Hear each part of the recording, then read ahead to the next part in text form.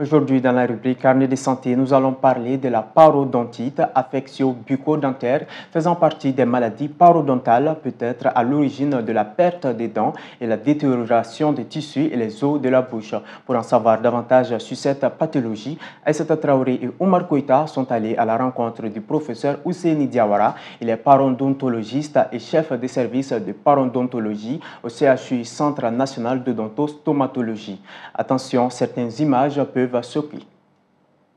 Inflammation des tissus de soutien de la dent est première cause de la perte des dents. La parodontite est pour la plupart du temps consécutive à une mauvaise hygiène bucco-dentaire, occasionnant la formation de bactéries dans la cavité buccale, mais pas que. La cause primaire, fondamentale, c'est le manque d'hygiène qui va maintenant être la cause de la formation de la plaque et du tartre.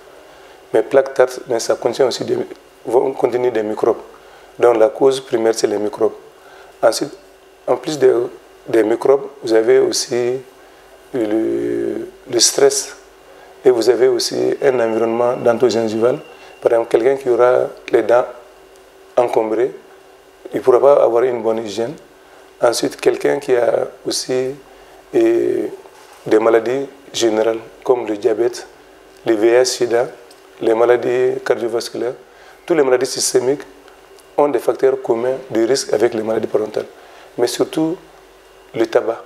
Une sensation douloureuse ou une tuméfaction des gencives associée à la mauvaise haleine récurrente sont entre autres symptômes qui doivent alerter, explique le spécialiste. Les signes du point de vue clinique et du point de vue radiologique, au niveau du point de vue clinique, vous allez avoir une inflammation, un saignement qui peut être spontané ou provoqué, maintenant une mobilité dentaire, parce que la dent est dans un alvéole, maintenant dans un ancrage.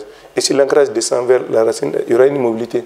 Ensuite, il peut arriver aussi, la personne aura une mauvaise haleine, la litose, liée maintenant à la production de composés sulfureux volatiles, maintenant des microbes, des bactéries. Ensuite, en plus de la mobilité, on peut avoir aussi un agacement.